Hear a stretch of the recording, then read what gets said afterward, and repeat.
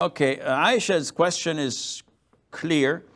They're asking about the regulations that their country is placing regarding the COVID-19 virus, known as coronavirus. But again, we've said this before, corona is the family, and there are lots of members of this family, like MERS and SARS and the normal flu, etc. All of these are considered to be part of the coronavirus, and the current one is called COVID-19.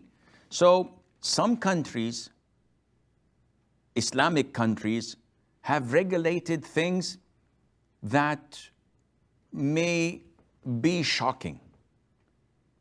Some Islamic countries prohibited praying in the masjid, canceled Jum'ah prayer in their masjid.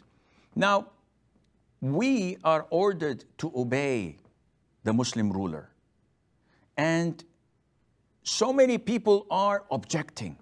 Why are they doing this? Why are they doing that? This is illogical. Okay.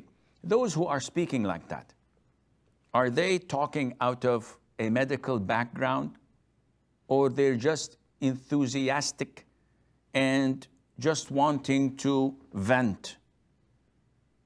Most of them are not medical experts. So they are complaining. They're pointing their fingers.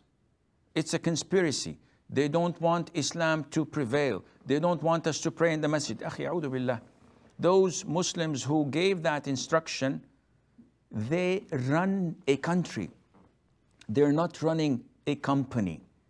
They're not running a house with their family members.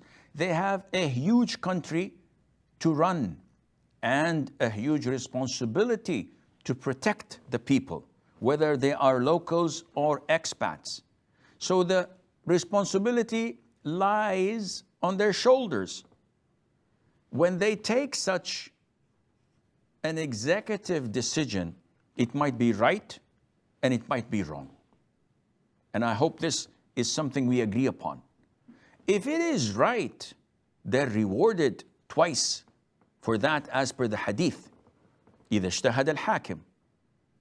And if they were wrong in such a decision, Allah would reward them once, because they did their best. It was wrong, but they did their best. So Islamic countries, when they come with such executive decisions that may shock us, maybe not something that we like, we have to understand that they have a different pay grade than ours. The responsibility on them is far greater than ours. Therefore, we have to comply whether we like it or not, because this is Wali al-Amr who came up with this out of his own ijtihad.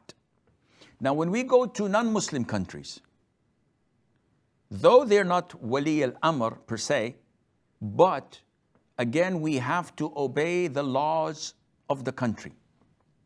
They didn't tell you not to pray. They told you to pray in your home. They didn't tell you that we will close the mosques indefinitely. And we know that the virus was spread in South Korea. The hardest hit area was in a church that had a congregation of 200,000 plus. And they did not declare it, and they kept on spreading it in the whole country from that church. So don't be impulsive. Don't think with your emotions instead of thinking rationally.